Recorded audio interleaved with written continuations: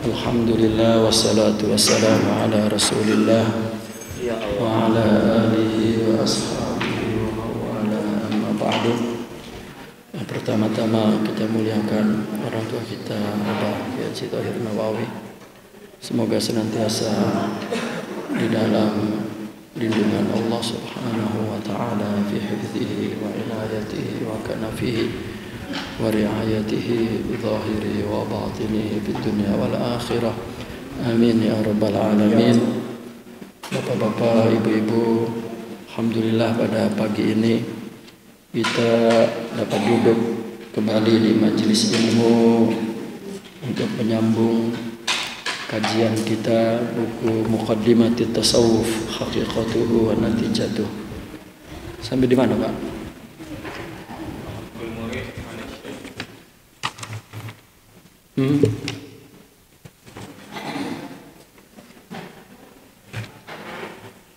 Pasal baru.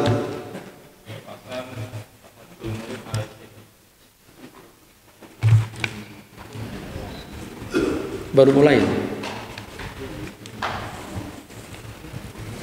Bismillahirrahmanirrahim. Faslun.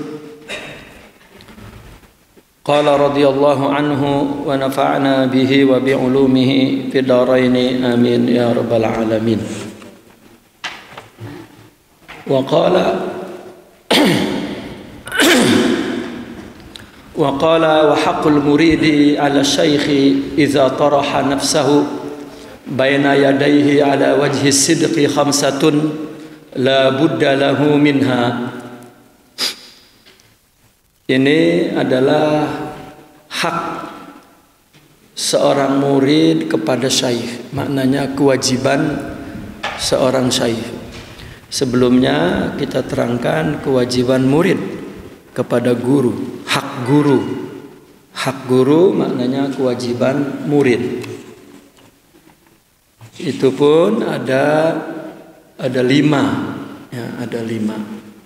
Hak guru ya, kepada murid, maknanya kewajiban murid kepada guru. Sekarang hak murid kepada guru, artinya kewajiban guru kepada murid pun ini dijelaskan. Nah, guru di sini guru dalam tarikat mursyid. Ya. Wa haqqul muridi 'ala syaikhi idza taraha nafsahu baina yadayhi 'ala wajhi sidq khamsatun la budda lahu minha.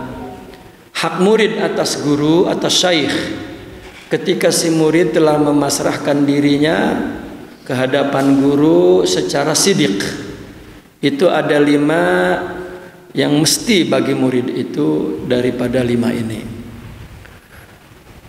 Maknanya apabila seorang murid sudah memilih seseorang menjadi gurunya, maka dia memasrahkan dirinya kepada gurunya untuk dididik, untuk dibimbing, untuk ditegur, dan yang paling penting untuk berqudwah, yaitu mendapatkan wirasah ruhiyah, ya, sinergi rohani, waris rohani, ya, yang dari bersambung kepada Rasulullah sallallahu alaihi wasallam.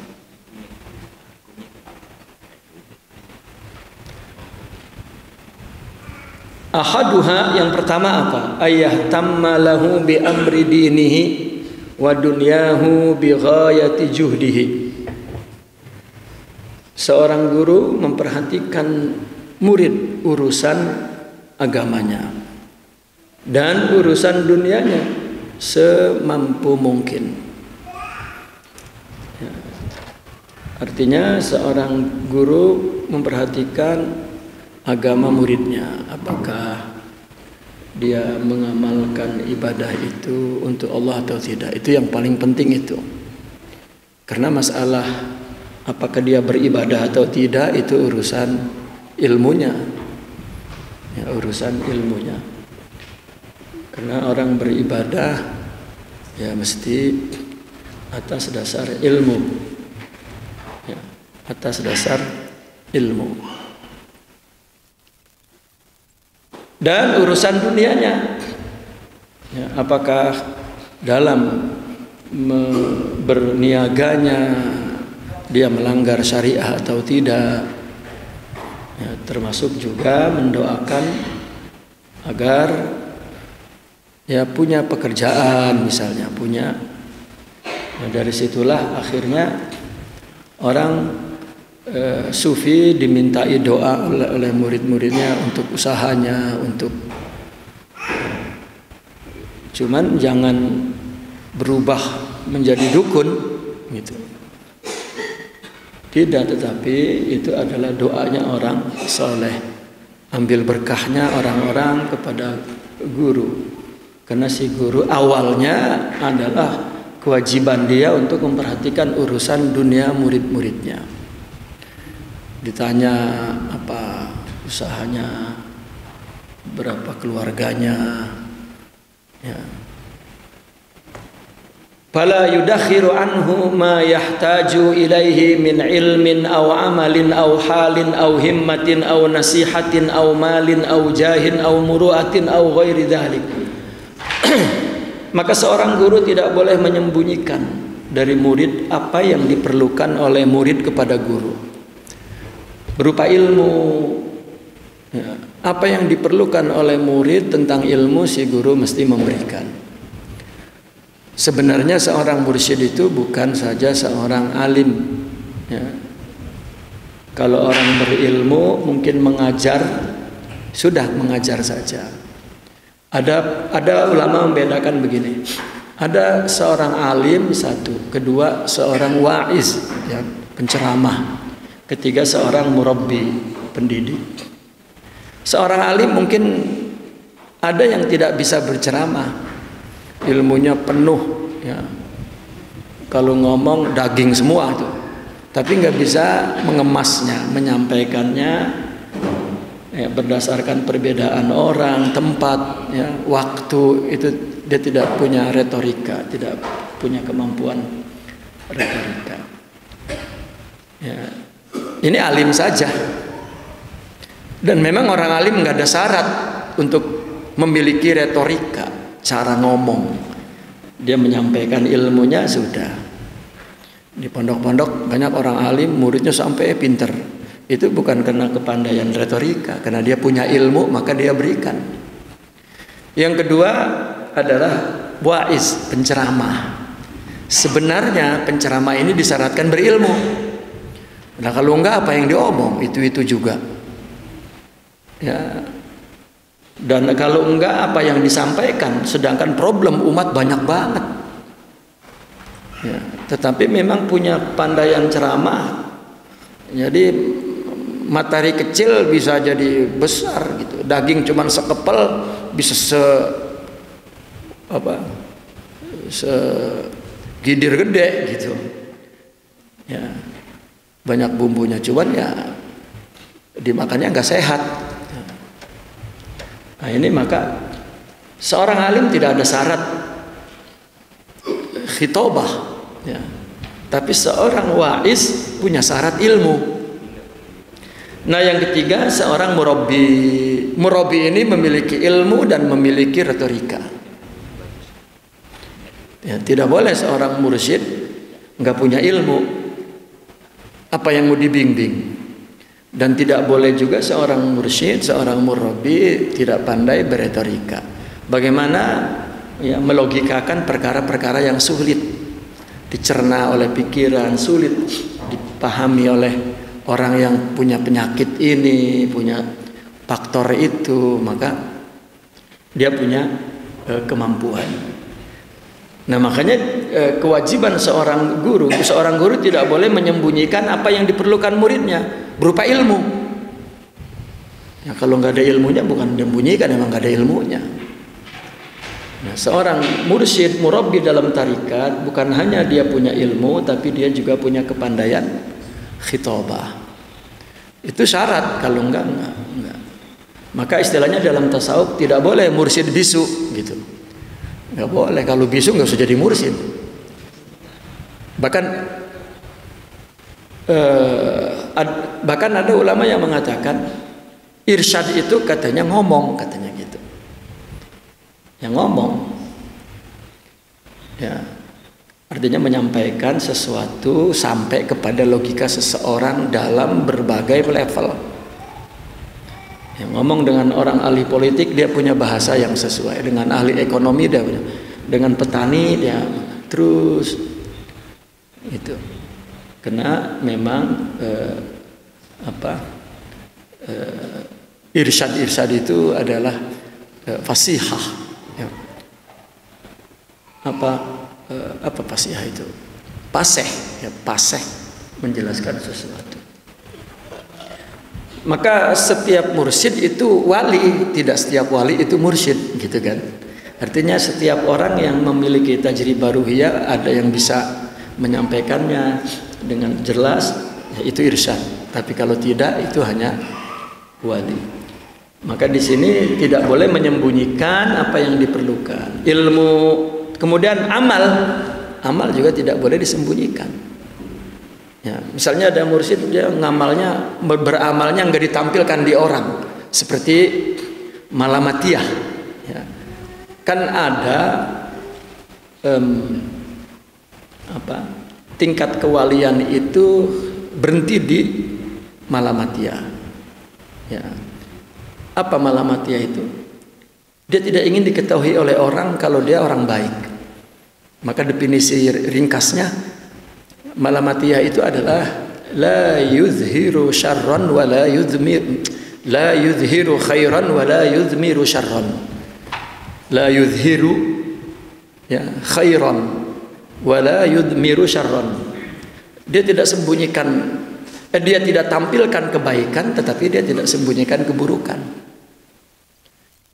Ya, maka kisah-kisahnya katanya ada seorang wali ya yang qiyamul lail selama 20 tahun bininya kagak tahu. Ya, bininya kagak tahu, nungguin bini tidur, udah ngorok, tidurnya baru dia sholat. Kalau ketahuan dia ya embit. Ya. Ngapain bang? Enggak ngapa-ngapain. Habis kencing. Itu memang makom rohaninya fokus kepada ibadah, hanya Allah saja yang mengetahui. Kan ada kisahnya ya, seorang malamatiyah itu. Jadi dia ibadah itu sembunyi, nggak diketahui orang. Jadi orang nungguin itu, kiai di rumah bae ngapain ya? Ibadah bae kali. Lama-lama ketahuan bener ibadah. Akhirnya ya masyarakat awam mengagung-agungkannya, memuji-mujinya. Jadi bahan omongan. Wah itu si hebat banget, wali soleh. Terus dia merasa terganggu bahwa katakanlah umpama orang berdemenan kan, kalau berdemenan kagak mau diketahuin orang, maunya berdua-dua, mojok. Kalau ketahuan orang pura-pura gitu. Itu ya ada yang hanya seorang malamati begitu sifatnya. Dia nggak mau kelihatan orang baik, gitu. Jadi kalau ketahuan orang, udah kayak orang ya, pacaran belum disetujuin gitu. Ya asal ketahuan pura-pura gitu. Ya, atau kayak pacaran monyet gitu ya, malu-malu kicung. Nah maka setelah orang tahu semua dia baik, dia mikir bagaimana saya terganggu. Lah masa istilahnya pacaran diliatin orang, begitu perasaannya gitu. Akhirnya apa? Dia bikin ulah. Dia tahu bahwa di kampung sebelah itu ada pemandian umum khusus perempuan. Dia cari, wah rupanya ada yang terakhir yang belum keluar ini gadis, perawan yang belum keluar, dia perhatiin.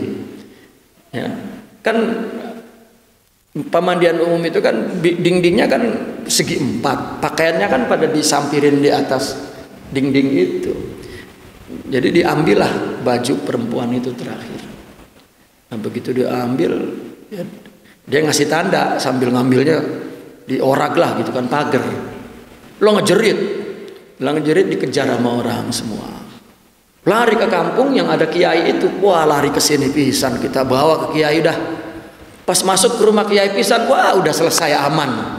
ya dia minta tolong ke situ, habis sudah dihukum. Nggak tahu kiainya pisan yang ngambil nyuri baju gadis sedang mandi. Begitu masuk kan pakai kayak kain ninja gitu ya, dibuka sambil megangin baju perempuan.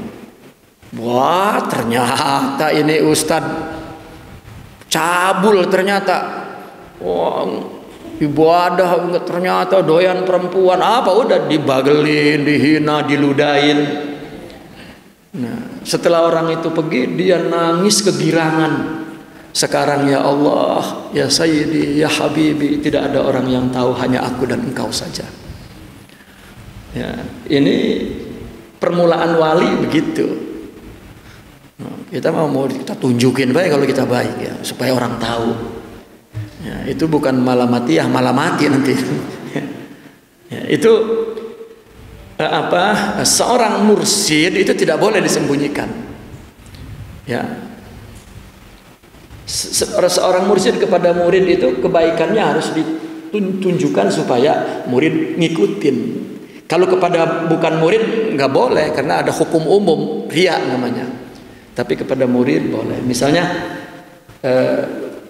ada murid mau datang, kita lagi goplah, lagi lalai, lagi ngiatipi, kita matiin, ambil tasbih, sama murid boleh. Karena tujuannya ya, mensinergikan kebaikan kepadanya. Tapi kalau sama tetamu umum orang nggak boleh. Lah emang kalau lagi ngegoler lah ngegoler be, gitu. Itu etika-etika ya, yang tafsil di dalam buku-buku tasawuf bercerita tentang perilaku seorang mursyid. Ya, ada cirinya, ada perilakunya, ada. Gitu. Nah,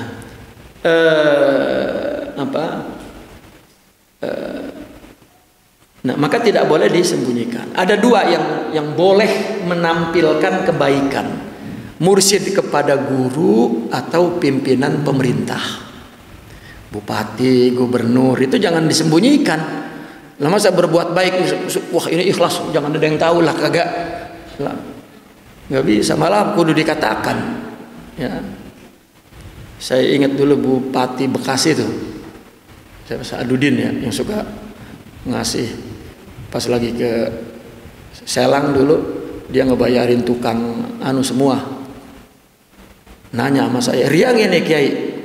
Kalau bupati mah kagak ria. Ya. Kalau orang umum tuh pengen ditunjuk-tunjukin, nah itu nggak boleh. Ya. Sampai nyumbang masjid misalnya 1 juta hamba Allah, udah disembunyiin hamba Allah, pakai bilang kemana-mana, yang hamba Allah itu gua. Nah, udah disembunyiin namanya hamba Allah, apalagi ngomong di Facebook lagi kalau sekarang. Orang mah kalau mau ngasih masjid jangan nyebut nama hamba Allah tuh kayak gua gitu. Ya, ini namanya ngumpet kancing. Ya, sembunyiin malah nongol. Nah, itu tidak boleh yudakhir, menyimpan ilmu, amal, atau menyimpan hal. Apa menyimpan hal? Hal itu adalah keadaan batin. Kalau dia memang sedang ingat kepada Allah dan menangis, maka depan muridnya ya tidak boleh ditahan. Tapi kalau depan orang umum ya tidak. Itu pun bukan berarti senantiasa melihat. Jika menimbulkan nifaq, pendidikan munafik kepada muridnya, maka dia tidak lakukan. Dan seorang mursyid paham betul ya situasi itu. Ya. Tapi bukan berarti kalau doa ngelek ngaji gitu, ya, baca doanya nangis semua. Nah, padahal mungkin yang pimpin doa ketawa dalam hatinya, cuman ngelek umat. Ya. Kalau itu jadi uslub, itu tidak baik, ya tidak baik. Karena mesti ada hal. Kalau nggak ada hal, itu adalah suasana keadaan batin yang benar. Kalau memang dia datang wajad, ya wajadnya gembira, dia gembira. Wajadnya kemudian menangis, dia menangis. Wajadnya itu. Nah, jika itu di depan muridnya, maka tidak boleh disimpan. Karena perlu murid itu ya, melihat contoh itu. perlu. Ya. Seperti misalnya guru berantem sama bini, nggak boleh sembunyiin sama murid kalau muridnya tahu. Ya, sekaligus mengajarkan bagaimana cara baiknya, gitu. Ya. Nah maka itu hal, au himmatin atau semangat. Ya. Nggak boleh seorang mursyid di majelisnya ngelehe, diam karena diomelin bininya kali di rumah jadi diam ngelamun. Enggak, di situ sedang ngaji ya dia semangat ngaji, karena akan menularkan, akan sinergikan semangat. Karena seorang mursyid kepada murid itu tidak boleh lupa ketika dia ada dalam satu momen, artinya bersama, maka dia mesti ingat bahwa hubungan dia adalah irsyad, hubungan adalah hidayah. Ya, maka selalu tampil ideal. Secara umum guru sebetulnya ya, nggak boleh kelihatan lalai di depan muridnya, gitu. Mesti nampak ideal. Gitu. Au nasihatin atau nasihat. Kalau ada sesuatu yang perlu ditegur, mesti ditegur. Ya, jangan dibiarin. Ya, kalau dibiarin nanti kagak ngerti.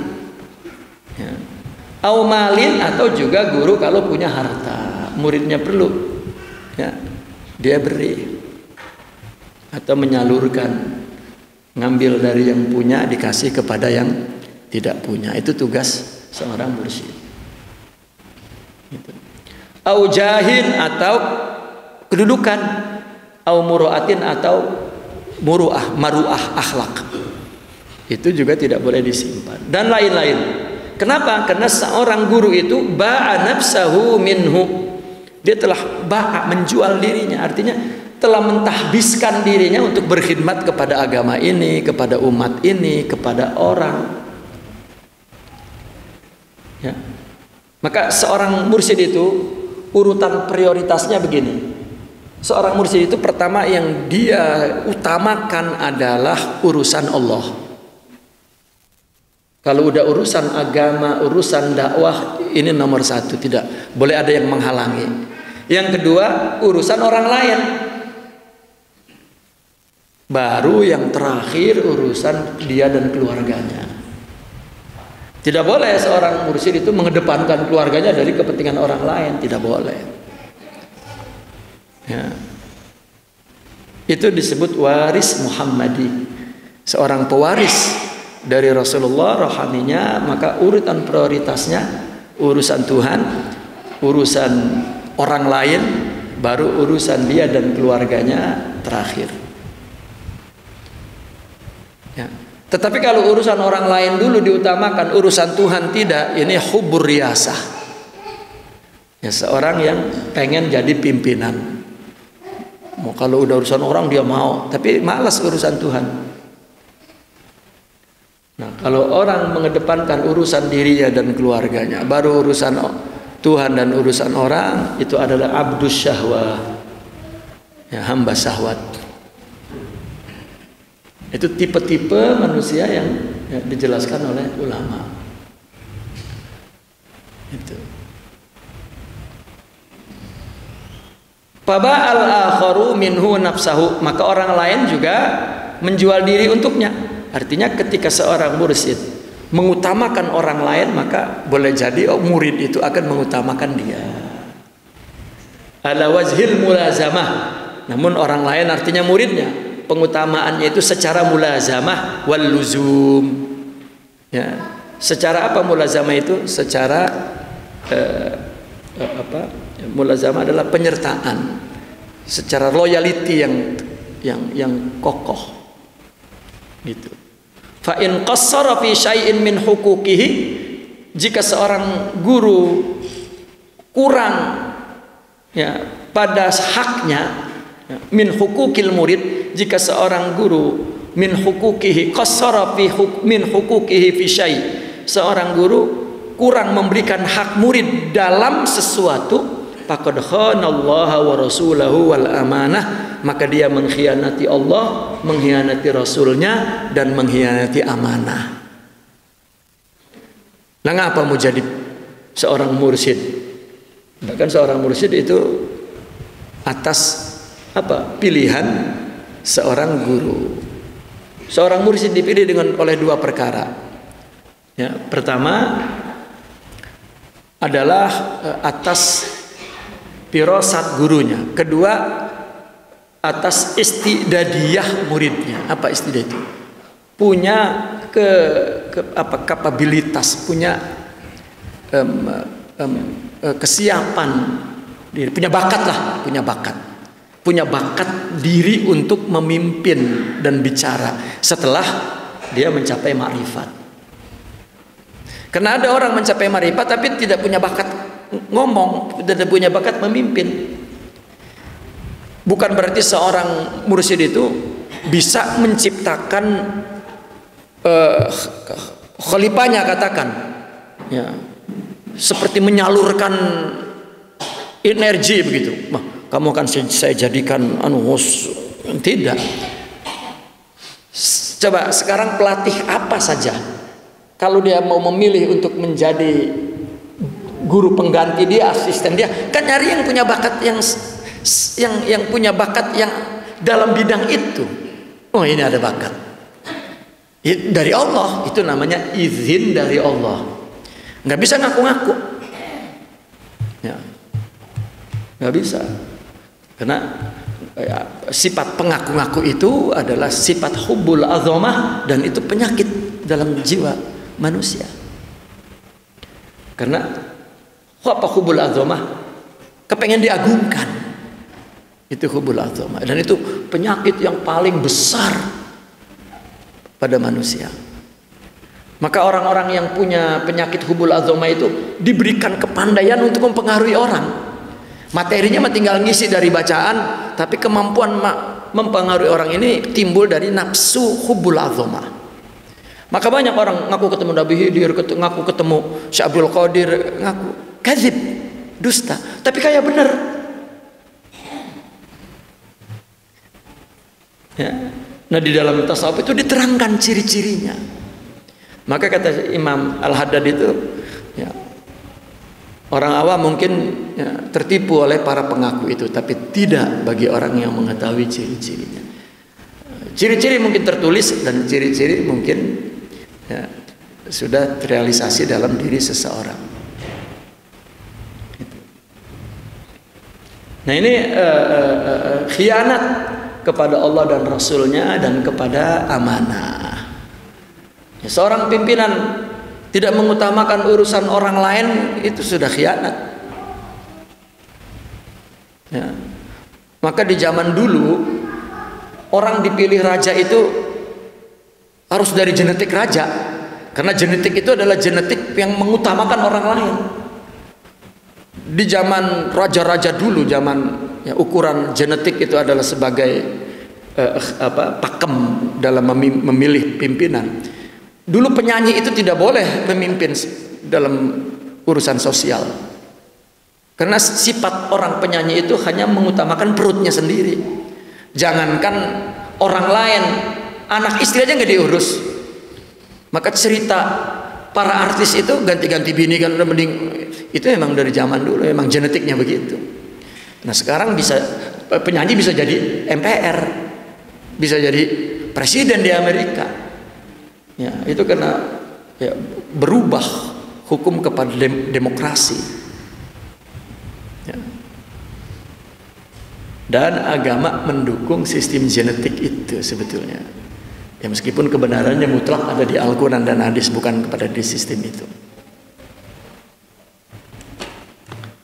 Ya. Yang kedua, an yarfa'akul fatahu anhu bikulli wajhin. Seorang guru itu dia mesti menghilangkan beban muridnya dengan berbagai cara. Fala yukallifuhu bi khidmatin. Seorang mursyid tidak membebankan murid untuk berkhidmat. Wala hurmatin, dan tidak membebankan murid dengan hurmah, dengan artinya menjaga nama baik gurunya. Wala malin, dan juga tidak membebankan murid harta. Wala ghairihi, tidak. Ya. Kenapa? Karena khidmat itu adalah cara murid untuk membangun sifat khidmat dalam dirinya.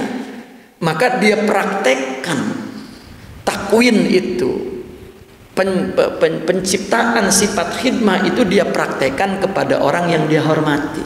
Bukan sedang menyenangkan guru, bukan.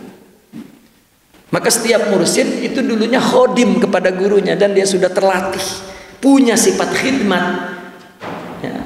Maka itu sebab prioritasnya adalah mengutamakan orang, hatta dari dirinya, dari istrinya, dan dari anaknya. Itu. Dan ini sebetulnya sifat pemimpin, dan terutama dalam bidang tasawuf itu sangat keciri. Itu. Maka kalau misalnya di tempat lain mesti kawin lagi, ya kawin lagi biar dia diomelin bini kayak ya, nggak peduli, karena ada kepentingan umat yang lebih didahulukan. Gitu. Itu misalnya contohnya kawin lagi, Bu, misal ya, bukan kawin lagi ada cewek sono kawin, ada cewek kawin, itu mah ya. Ya. Tapi urusannya adalah umat, urusannya adalah dakwah. Ya. Nah ini bukan seorang mursyid bukan pengen dikhidmati, tetapi maka di bidang kemarin kan di bab murid itu ya, murid punya kewajiban untuk membangun keikhlasannya, membangun kesetiaannya, sifat setia, sifat ikhlas, sifat khidmat itu diperlukan untuk beribadah kepada Allah, diperlukan untuk melakukan ibadah kepada istri, kepada tetangga, kepada orang, dan latihannya di gurunya, bukan sedang menyenangkan guru. Ya. Nah, kalau muridnya tidak ngerti itu, nah gurunya akan ya, membimbingnya. Nah, karena fenomena jika bukan tarbiyah khidmat itu, ntar anak kiai juga pengen dikhidmatin sama murid bapaknya, dan itu melanggar apa? Offset gitu. Ya, melanggar permainan. Apa makna pendidikannya? Ya. Dan itu saya dulu melihat nyata sekali di Abah Nawawi itu, anaknya disamain sama orang lain, dibangsat semua, khidmat bareng sama orang. Ya, sampai dulu saya punya perasaan, lapan gue mah anaknya, nggak ada gitu, nggak ada istilah anak, nggak ada istilah ponakan, nggak ada, karena anak ponakan itu adalah dirinya, dan itu dia belakangkan, dan urusan tarbiyah, urusan taklim itu yang dikedepankan. Ya, ya mungkin juga mertua misalnya itu termasuk dirinya, itu harus dikebelakangkan. Yang dikedepankan adalah urusan dakwahnya, urusan tarbiyahnya. Ya. Maka kita perhatikan seorang pimpinan mursyid lah tuh. Misalnya ada tetamu, kalau nggak ada muridnya, dia pandai itu melayani. Ya, karena dia tadinya khodim, asal aja ada muridnya, ngangkat gelas aja, ini bagaimana ngangkatnya ini? Wah ilah, ya, manja banget. Itu ambilin itu. Kalau nggak ada muridnya, malah emang dia tadinya khodim. Ya, dan si khodim itu sudah menjadi karakternya, menjadi ya, orang dikira dimuliakan itu karena dimuliakan oleh murid. Maka dulu ya saya ingat itu ucapan ya Abah Kiai dulu, ya, dikira saya dimuliakan orang karena orang saya muliakan dan bukan orang. Buang saya ke tanah kering, ya, di tanah retak saya hidup, artinya bisa berdiri sendiri untuk berkhidmat dan untuk membangun kehidupan. Itu. Nah, mungkin orang yang menjadi saudara-saudaranya tidak diutamakan, mau diutamakan, padahal yang diutamakan adalah yang berhubungan kepada muridnya, dakwahnya. Ya, itu hukuk hak. Illa an yara lahu fi dzalika maslahatan aw masalihan najizatan aw mutaraqabatan. Kecuali seorang syekh itu melihat kepada muridnya dalam perkara membebankan khidmat, membebankan menghormati dan membebankan harta, ada maslahat, ya. Apa? Agar dia menjadi orang dermawan, ya, najizah, ya, yang langsung, artinya kemaslahatan yang saat itu langsung, atau yang mutaraqabah yang akan datang. Ya. Ada dua tipe mursyid mengajarkan dermawan kepada muridnya. Ada guru yang apabila jalan misalnya lalu ada orang minta-minta, ngasih, ngambil duitnya dari duit kita, ngasih, gitu. Loh, dia ngasih pakai ngambil duit kita, gitu. Ada yang dia nyontoin dia ngasih, ya. Ya tergantung mana murid yang perlu, yang lebih cocok dengan pendekatan apa, gitu. Au yutarra ila dzalika ittiraral ja'i lil mayyitah, atau memang si guru itu dalam keadaan susah, perlu banget, urusan perlunya seperti orang yang lapar mau mati, baru itu seorang guru boleh minta duit kepada murid kalau dia mau mati, kalau nggak makan, ya, kalau dia bergelumuran uang harta itu di tangan murid atas nama agama, itu ya jual agama namanya, ya. Itu ada ukurannya. Kapan seorang guru itu boleh makan duit murid? Kalau 24 jam dia tidak ada waktu melainkan untuk khidmat sepenuhnya, ya, Ustadz kalau punya waktu kosong ya nggak apa-apa, mau ngojek mau apa, jangan merasa bahwa saya ngojek jadi rendah amat. Nah kan ukuran kemuliaan seseorang ilmunya, amalnya dan hatinya, ya. Dagang gitu. Nah kalau nggak dagang ntar bininya makan apa, ya. Karena jadi bini ustadz pasti miskin, ya. Bini saya dagang dewek, saya mau ngasih duit dari mana, udah 2 lagi bininya, ya.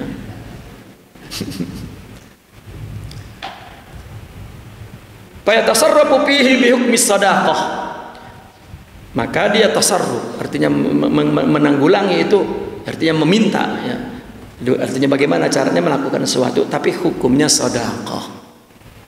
Ala wajhil ladzi ubiha, dengan cara yang dibolehkan untuknya, biqadrihi, sekadarnya saja, fi waqtil ihtiyaj, untuk keperluan. La fi ghairihi, bukan untuk urusan orang lain. Urusan lain enggak, urusan perlu. Ya. Dulu sedekah yang zakat yang diberikan kepada orang yang memerlukan itu tanggung jawabnya adalah pemerintah.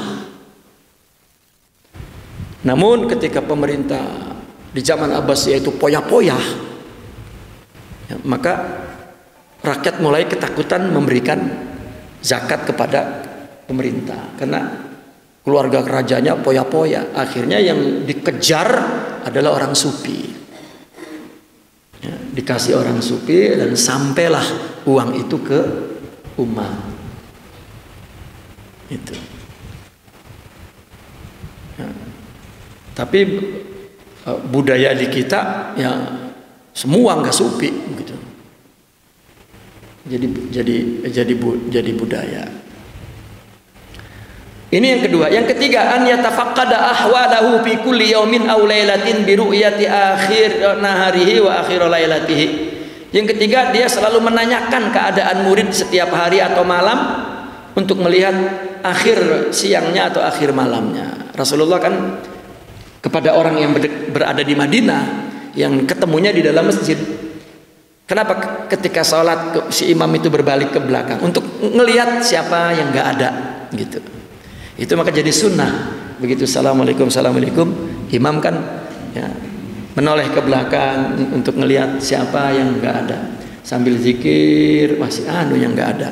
Nanti udah selesai ditanya kemana, dan itu Nabi setiap hari nanya kemana si Begitu ngedengar sakit, udah habis itu langsung berangkat ngelihat orang sakit. Ya. Bahkan Nabi setiap hari ketika ada orang lapar datang ke rumahnya, kata Nabi tunggu, dia keluar. Siapa yang punya lebih? Nabi nggak punya. Siapa yang punya lebih? Siapa yang punya lebih? Punya, dikasih. Gitu. Itu munawil. Ya. Dan tugas itu diambil oleh seorang mursyid. Faqad kana sallallahu alaihi wasallam yatafaqadu ashabahu. Dan Rasulullah dulu mencari sahabatnya, wa yati daru Abi Bakrin. Ketika Abu Bakar enggak datang ke masjid, disamperin ya, ke rumahnya. Fi kulli yaumin marra bil ghadati wal asyi. Bahkan ya, sehari sekali, kalau enggak siang sore pagi gitu. Wa tafaqada Aliyan, dan menanyakan Ali, mencari Ali, maaf Fatimah bersama Fatimah akramahallahu li salatihima minal lail ya. Dan Rasulullah Allah memuliakan dia ya, untuk sholat di waktu malam. Dan Sayyidina Ali dan Sayyidah Fatimah itu kalau malam dia sholat ya, ke masjid, sholat malam. Begitu nggak ada, ditanyain besoknya kemana. Ketika masih bujang, memang udah sholat tuh waktu bujangnya. Begitu nikah Sayyidina Ali, malam pertama Nabi lihat di masjid, lah bocah kagak sholat. Ya kalau kita malah kebangetan banget, malam pertama masih dicariin baik. Ya, bukan sholat 5 waktu, sholat malam ya, disamperin pagi-paginya tuh, kemana? Ya, sama subuh-subuhnya kesiangan Sayyidina Ali lagi enggak ke masjid. Kenapa? Nah, kata jawabnya takdir, katanya enggak kesiangan ya Rasulullah, udah takdir. Ya, enggak tahu pengantin baru gitu.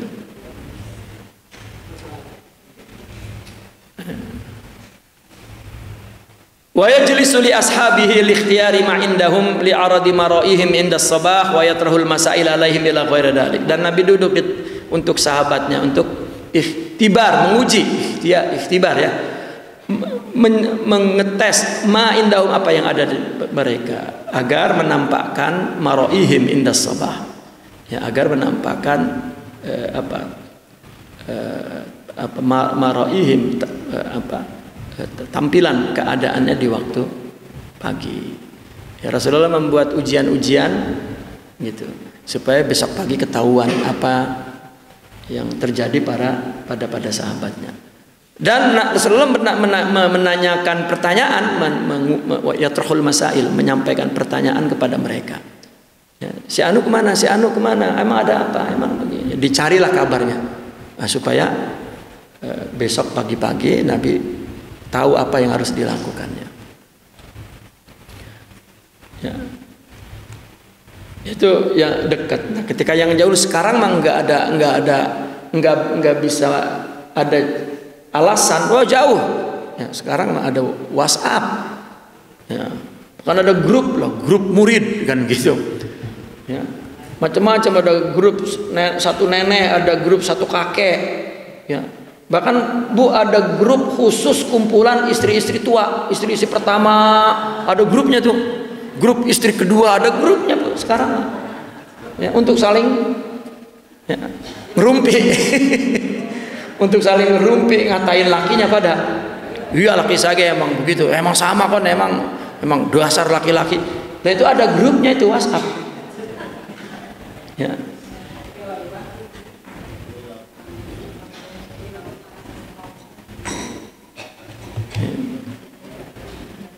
Ar-rabi'u, yang keempat, an yang durahum bi'ainil ukhuwah bi hukukihi.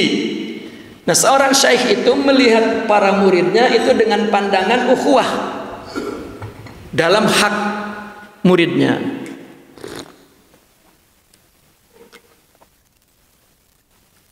Artinya menyikapi murid-muridnya itu dengan hukum ukhuwah, bukan hukum guru. Artinya bahwa seorang guru tidak 24 jam guru. Kalau urusan umum itu urusan ukhuwah. Dari ke mall masih syekh aja, ya. Ya enggak. Ya. Karena kalau urusan ukhuwah itu apa? Kalau urusan masyikhah, kalau urusan pandangannya pandangan murid sama guru, berarti dimanapun kudu ya, menjaga etika. Tapi dilepas kadang-kadang untuk meringankan muridnya. Maka dia memperlakukannya, kalau itu saudara ya saudara, kalau itu tetangga ya tetangga, kalau itu ukhuwah ya ukhuwah. Ya. Tetapi ketika di majelis ilmunya, majelis tarbiyahnya, maka dia akan bersikap seperti guru dan tidak boleh melanggar etika dan adab. Karena guru dan murid hubungannya adalah kedua hati yang berjanji dan bersimpuh di depan Allah menunggu cahaya Allah. Kedua-duanya mesti menjaga adab masing-masing. Kalau tidak, khianat kepada amanatul ilmi wa tarbiyah. Ibu-ibu ngaji dibiarin ngomong, itu khianat. Ya, yang ngajarnya kepada Allah dan Rasul, kepada ilmu. Dan itu yang menyebabkan hilangnya barokah majelis itu. Itu kudu dibuang dari dalam masjid, majelis. Ya. Dan ada seorang kisah, seorang guru kepada muridnya lagi ngajar begini, murid yang di depannya duduk paling depan pisan, ya. Nengok ke belakang baik, enggak ngapa-ngapain, nengok ke belakang langsung marah. Bangun, ambil kitabmu, pergi. Dan aku tidak ingin melihat engkau setahun. Udah. Mau minta maaf. Udah. Nah, karena perintahnya aku nggak ingin melihatmu setahun, jadi rumah gurunya sama ke majelis masjid itu ngelewatin pasar. Itu muridnya setiap hari kalau gurunya memang itu lagi jalan ke majelis, dia ngintip-ngintip di toko. Ya kan yang nggak boleh guru melihat dia. Kalau dia kan, ya Allah saya disekor setahun. Ya, kalau sekarang mah merah udah. Jangan kan diusir sampai setahun 2 hari juga, ya 2 tahun nggak datang. Iya. Itu setahun benar-benar ditungguin. Tiap hari dia ngeliat gurunya, nangis. Nah, lalu ada murid paling dihormati, paling disayang sama gurunya, dapat 6 bulan, dia datang ke murid senior itu, mohon. Dia bilang, ya Ustadz, kalau saya lihat ya guru kita itu lagi marah, kalau ada antum senyum, ya, dihormati. Karena dia punya murid dulunya teman sekolahnya gitu, jadi dihormati. Dulunya teman sekolah, bahkan waktu sekolah pinteran temennya, tetapi kemudian ya, karena dia ilmu, lah ngelihat temennya jadi murabi, maka dia mengambil tarbiyah kepada temennya. Gitu. Nah, barangkali saya artinya bisa mohon kepada antum, ini kan udah 6 bulan, boleh kali. Ya, dan syekh ini memang sangat hormat kepada murid seniornya dan memang ya seorang yang alim, ya, nggak pernah menunjukkan ya, lagi marah dengan murid lain juga kalau beliau misalnya ada tersenyum gitu.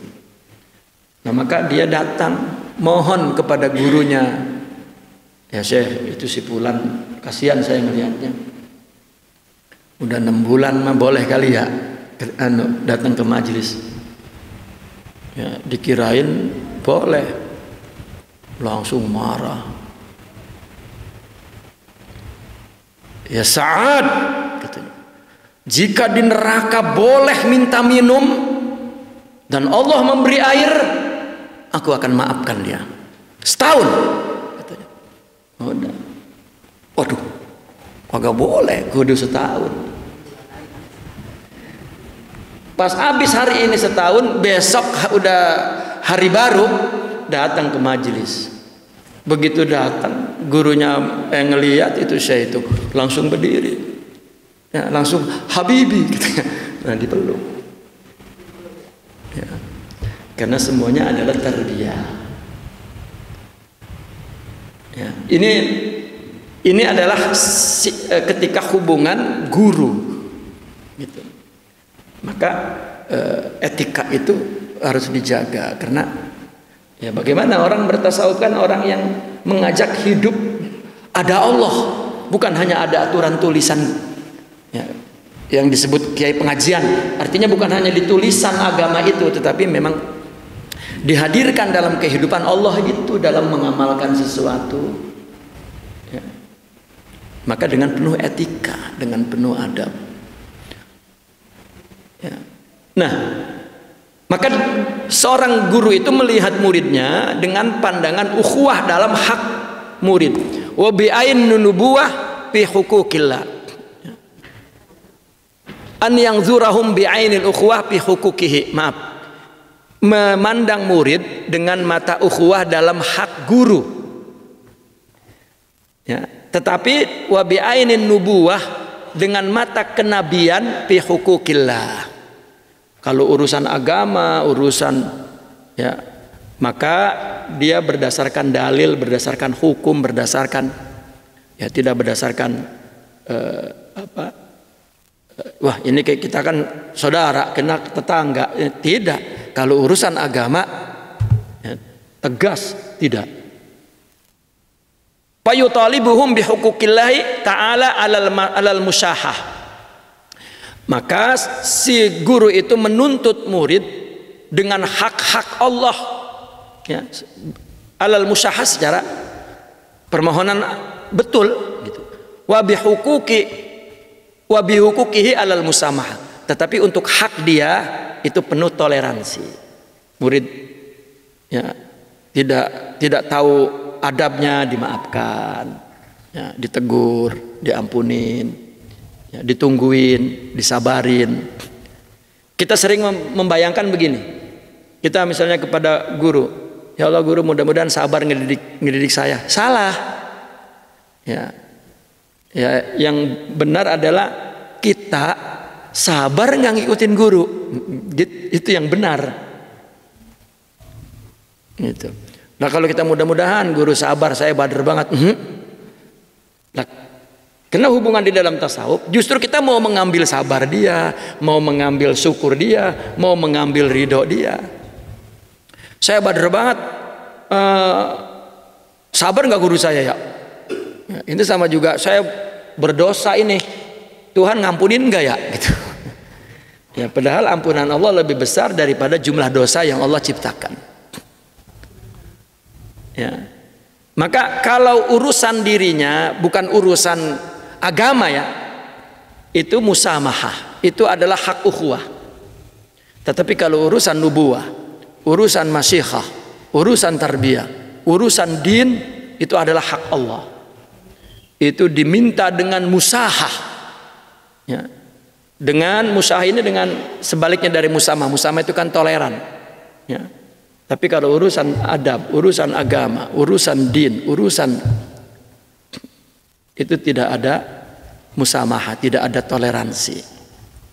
Wa alaihim an yutalibu anfusahum bihuquqil masyakhati, dan wajib pada seorang murid untuk menuntut dirinya hak masyikhah. Adapun seorang murid tetap, ya, memperlakukan guru adalah guru, meskipun guru memperlakukan dia saudara, memperlakukan dia kawan, memperlakukan dia begitu. Karena untuk meringankan keadaan murid. Tetapi wa alaihim an yutalibu anfusahum bihuquqil masyikhah. Itu barat yang mengatakan di dalam kelas guru, kalau di luar mah teman, itu barat. Tetap guru, tetapi guru mengurangi etikanya di luar, tidak seperti di dalam urusan agama. Ya. Wa in ra'ahum mana? Fa innahum in lam yarau al-masihata lam yaqumu bihaqqi ukhuwatin wala ghairi. Karena kalau murid tidak memandang guru dengan pandangan keguruan, maka dia tidak dapat menunaikan hak ukhuwah dan lainnya. Nah, seorang murid ukhuwah kepada guru, tetap dia memandang itu guru. Tapi guru tidak memandang itu murid, memandang itu ukhuwah. Kalau urusan pribadi, katakan begitulah. Ya, hukukihi itu urusan guru, urusan pribadinya. Ya, urusan pribadi. Wa in ra'auha fabil akhra an yaqumu bi hukukil ukhuwah. Ya. Mana? Wa in ra'auha, maka jika mereka murid itu melihat masyikhah tadi itu dengan, maka yang lebih afdal mereka menunaikan hak-hak ukhuwah. In lam yarau al masyikhah, kalau dia tidak melihat itu guru, maka dia tidak menunaikan hak ukhuwah. Tetapi kalau dia melihatnya itu adalah ukhuwah, maka pabil akhra, maka yang lebih utama dia melaksanakan hak-hak ukhuwah. Kalau seorang murid tidak melihat itu guru, maka dia tidak dapat menunaikan hak ukhuwah, maka tetap dia melihat itu guru. Tetapi kalau itu ukhuwah, maka dia mesti menunaikan hak ukhuwah. Fa in ra'ahum bi ainil ukhuwah rahimahum. Karena seorang guru kalau melihat murid dengan pandangan ukhuwah, maka akan menyayangi. Wa in ra'ahum ba'inil masyakhah, kalau melihat murid dengan mata guru, ahlaka nafsahu wa ahlakahum, mencelakakan dirinya sendiri guru itu dan mencelakakan muridnya. Karena kudu etika terus. Ya. Guru artinya seorang syekh pulang ke rumah laki gitu. Pulang ke rumah bapak itu. Di majlis ya, dia guru, dia syekh ya, sampai pulang ke rumah juga sama bininya ya, itu makanan dimasukin lagi ke lemari ya. Kenapa bang? Nah, dimasukin lagi mari, kelaparan bisa itu syekh ya, ya pulang mah suami ya. Saya menyaksikan, kita punya guru ya, dulu itu ya, kita lihat di majelis, Allah serem, ataunya mulia, udah begitu selesai ngaji datang ponakannya, datang saudaranya, hei lah, langsung bercanda, langsung tos apa ngobrol ya. Tadi mah duduknya serem, pas itu pas ketemu saudaranya, ketemu, begitu. Karena di luar hukukullah, hukukun nubuwah, hukukut tarbiyah. Itu. Idla yara ila, ya, berbeda kalau saudara juga itu murid. Nah itu ya, tetap dijaga etika itu agar hubungan saudara itu tidak menjadi hijab penghalang untuk mendapatkan manfaat. Itu.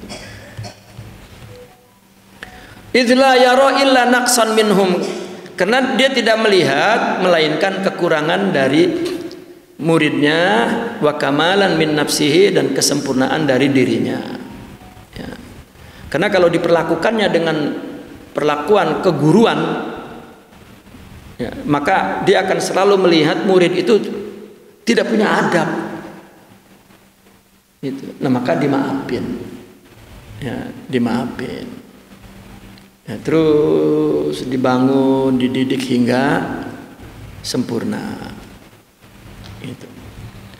Fa'arab dzalik, ketahuilah itu, fa innahu muhimmun fi haqqil fariqain, ini penting dalam hak dua orang, dua golongan ini, golongan murid dan golongan guru.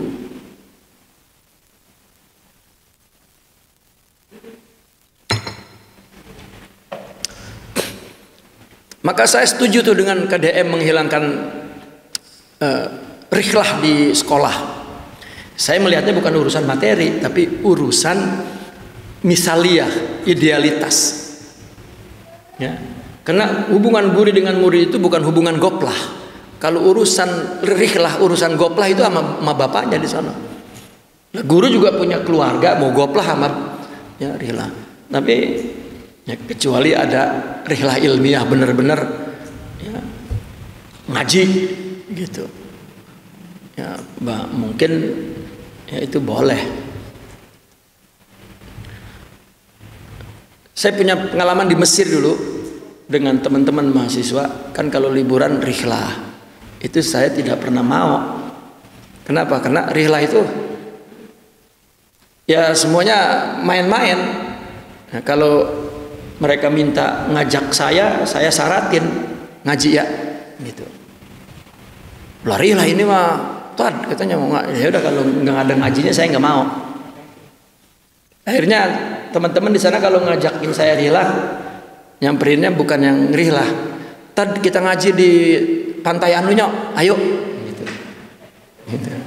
Tanya teman-teman saya di Mesir itu. Ngaji mulu katanya. Lah, kitanya thalibul ilm, penuntut ilmu apa? Kewajiban yang utama. Ada tempat yang, wah ini nggak tempat ngaji, ini tempat bagi thalibul ilm di mall pun utamanya ilmu. Nanti kalau udah berubah, ya, keluar dari status thalibul ilm baru dah ya, bawa panci, bawa palu, bawa martel, bawa ya gitu. Untuk ya, karena Islam mengajarkan menghormati waktu. Ya, waktu ini itu ya waktu tolab ya tolab, waktu matlub ya matlub. Al-khamis, yang kelima ini yang terakhir, an yakuna tasarrufuhu fihim bil basirati wal huda.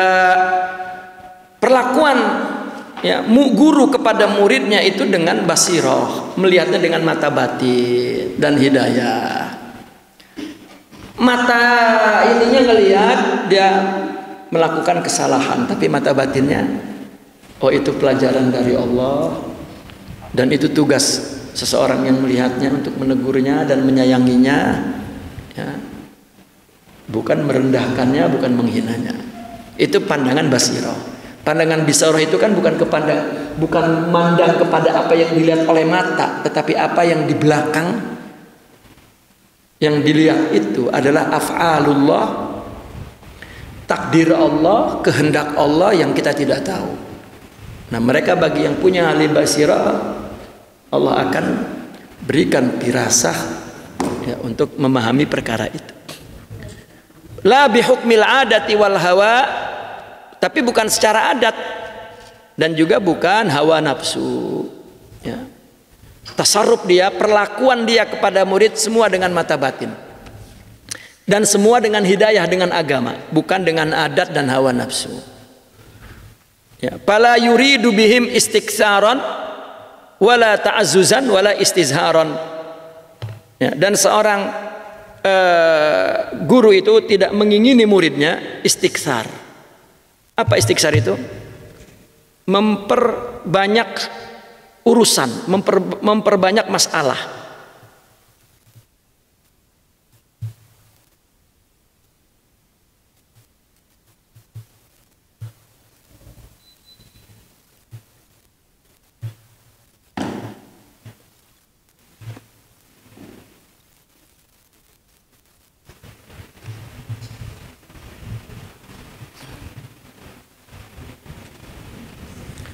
Istiksar itu memperbanyak. Maka Imam Abdullah Sahal At-Tusturi itu pernah berkata begini. Ada orang nanya kepada Imam At-Tusturi, ya, orang-orang bertanya, ya Imam, man ashabu ta'ifatan minan nas. Siapa golongan mana yang perlu saya jadikan contoh, saya jadikan teman, sahabat. Maka kata Imam Sahal At-Tusturi, alaikum bisufiyah. Fa innahum la yastakthiruna wa la yastangkirun. Ya, fa inna likulli fi'lin lahum udhrun. Gitu. Ta'wilun faya'dzurunahum. Ya. Hendaklah kamu bersahabat dengan orang sufi karena mereka tidak memperbesar masalah dan tidak mengingkari apapun yang dilihatnya. Selalu dia punya takwilan setiap perbuatan orang yang dilihatnya dan dia memaafkannya. Ya, itu sifat seorang murabbi. Apapun yang dilakukan orang atau katakan jahat kepada dia dan dia memaafkannya. Nggak ada. Ya. Ya, saya ingat dulu Kiai Ceger bilang kalau saya benci orang ibadah saya 40 hari tidak diterima. Saya merinding itu. Rupanya itu ada di dalam buku-buku tasawuf. Ya, karena benci itu keluar dari nafsu. Dan perbuatan orang semuanya takdir Allah. Tajalli sifat dan asmanya sejauh ya, penjelasan hakikat ya, ke sana. Bahkan dia menyaksikan semua apa yang dikehendaki oleh Allah dalam apa yang fenomena artinya yang terjadi pada makhluk itu, dia melihat apa yang dikehendaki oleh Allah kepada yang melihatnya. Contoh begini,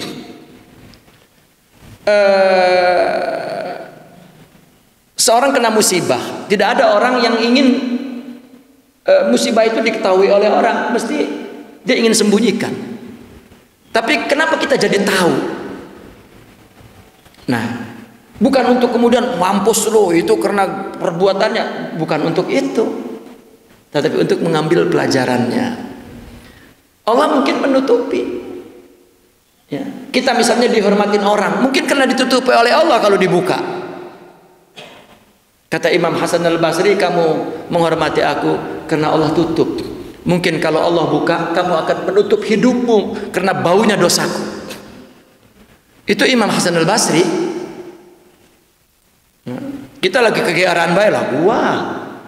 Nah. Ya padahal ketika ketika seseorang menyukai seseorang, coba lihat, ada orang membenci sangat dengan orang ini, tapi kenapa ada orang cinta banget? Kan masalahnya di mana?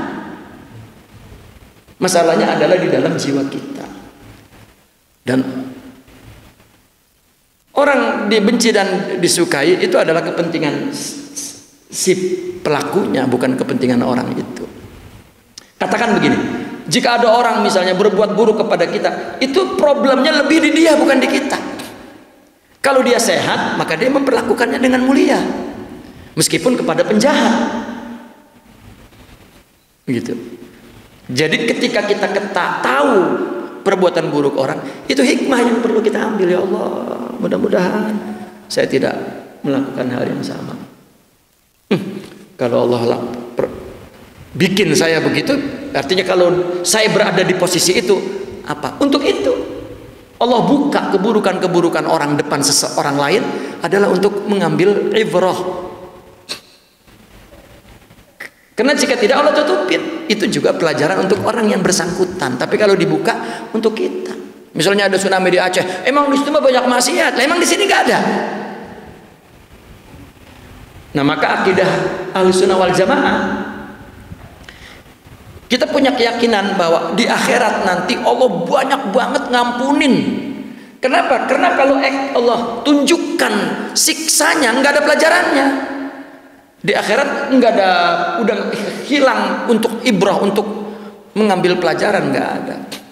Maka di dunia ini jika ada sesuatu musibah menimpa siapapun, itu adalah pelajaran bagi yang menyaksikannya. Adapun bagi orang, ampunan.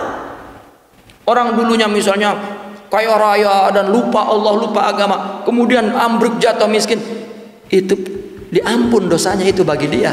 Lah kita lagi ngata-ngatain mampus perbuatan. Nah dia udah diampun, kita masih ada dosa menghina dia. Nah dia udah diampun dengan musibah yang menimpanya. Ya. Itu adalah adab kepada Allah, bukan kepada orang adab itu. Ya, bukan kepada orang. Nah, maka kata Imam Abdullah Sahal At-Tusturi, alaika bisufiyati fa innahum la yastakthiruna wa la yastankiruna fa inna likulli fi'lin lahum ta'wilun faya'dzurunahum. Setiap melihat apapun dia ada takwilnya, maka dia mudah untuk memaafkannya. Nggak ada orang yang hatinya bersih ada dendam kusumat turun temurun, nggak. Ya, justru itu adalah min abkhasin nafas. Ya. Jiwa yang bangkrut tidak mendapatkan apa-apa dari Allah, dari semua amal ibadahnya yang dilakukannya.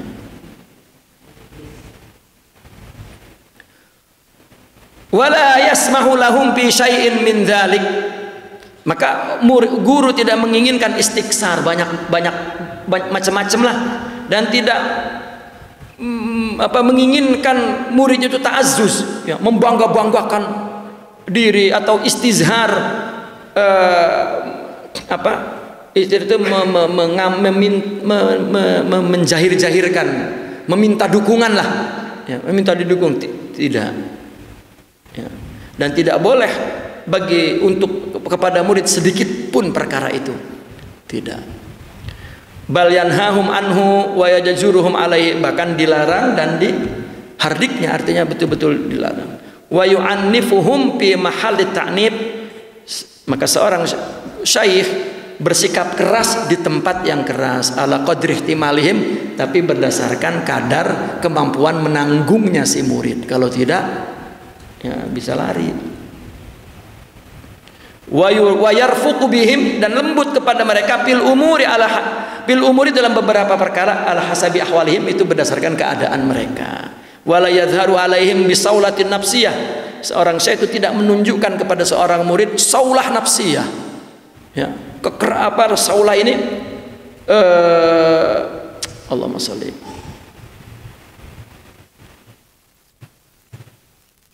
saulah ini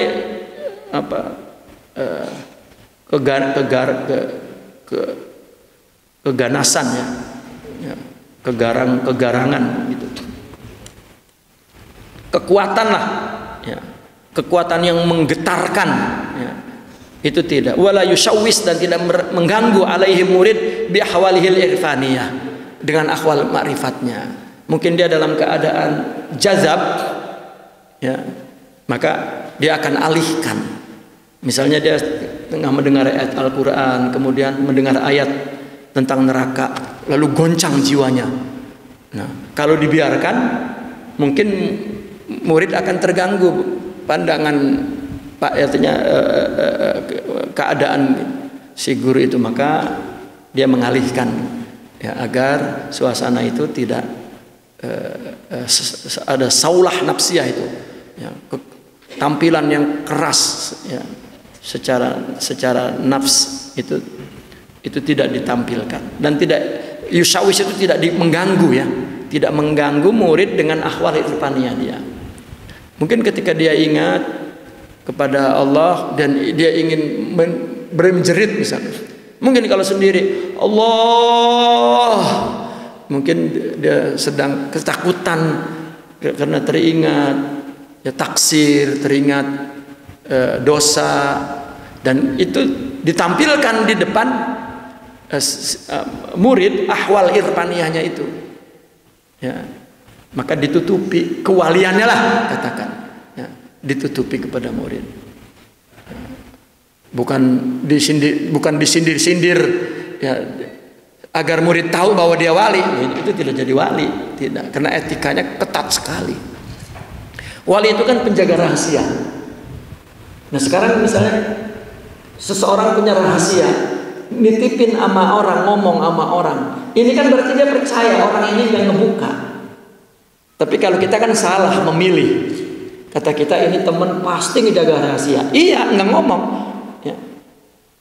Misalnya perempuan punya teman perempuan, percaya dia ini pasti ngejaga rahasia, emang, tapi ntar ngomong sama lakinya, nggak boleh, Bu. Rahasia itu kan menjadi beban seseorang. Lah, beban dia kenapa dikasih ke orang? Lah, orang jadi beban. tiba-tiba dia megangin permasalahan orang lain.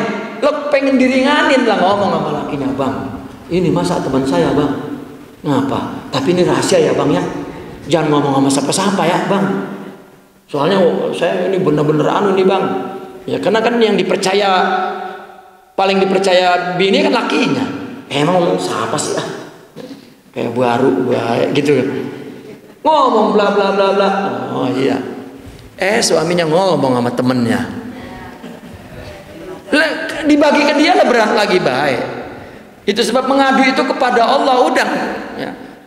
Ada umpama begini. Kalau kita punya persoalan, buang ke laut, itu perumpamaannya. Laut tauhid, laut. Bangkai dibuang apapun nggak akan mencemarkan laut.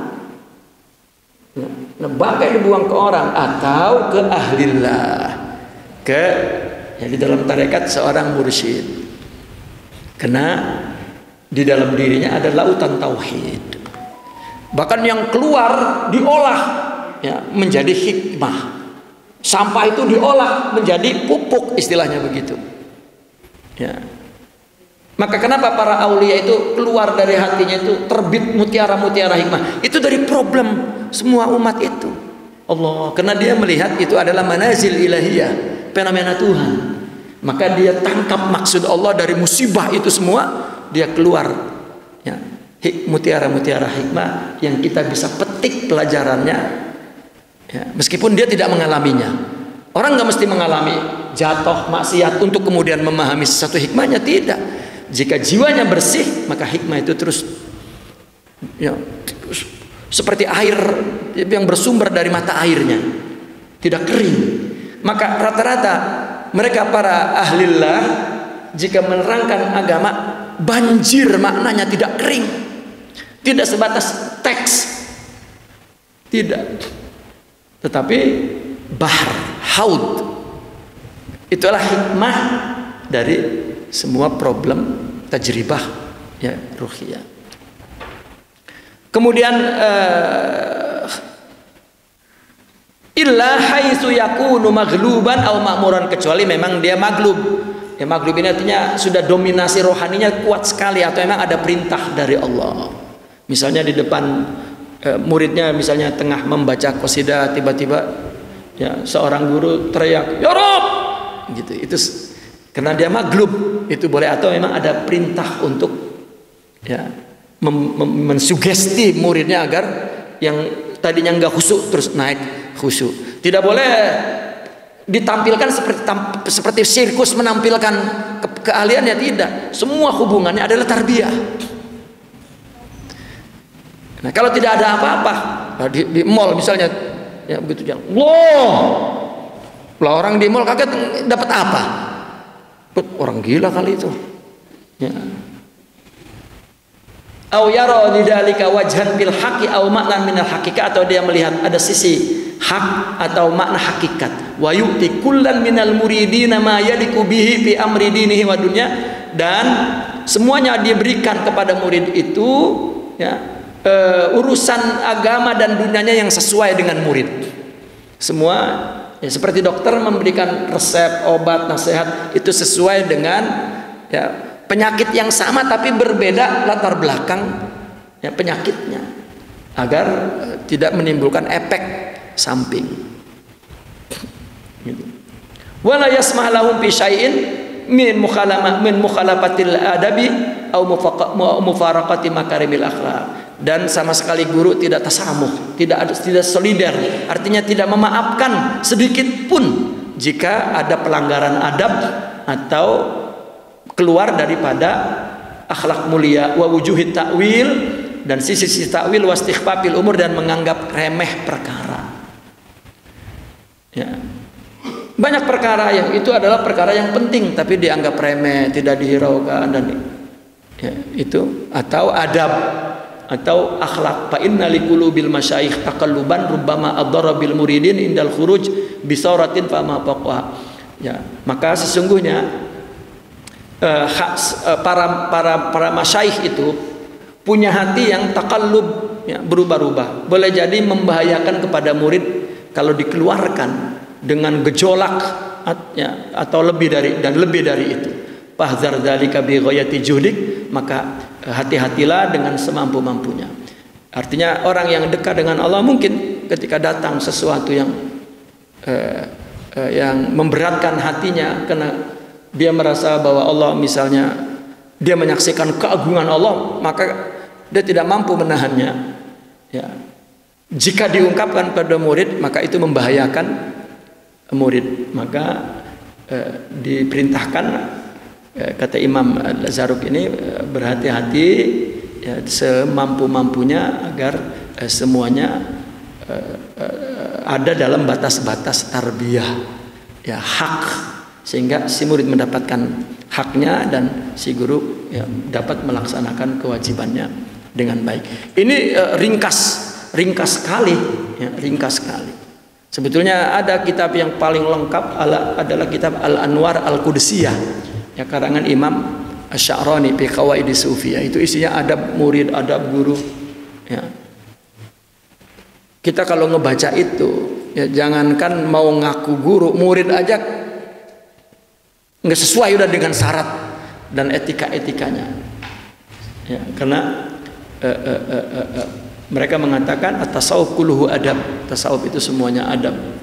Qablahu wa ba'dahu, tahtahu wa fawqahu, ya. Kharijahu wa dakhilahu. Semuanya artinya adab itu apa? Adab itu adalah perlakuan melakukan sesuatu menurut keadaan, tempat dan waktunya kepada Allah, bukan kepada orang. Ya. Ketika dia melihat orang di waktu dan tempat tertentu, dan apa yang perlu disikapi sebagai hamba ya kepada Allah ketika melihat perilaku orang, maka dia mensikapi dengan adab yang sesuai dengan yang Allah kehendaki, bukan orang. Ya, kalau orang adalah akhlak kepada sesama, jika adab kepada Allah Subhanahu wa taala. Naqifuna walhamdulillah. Al-Fatihah.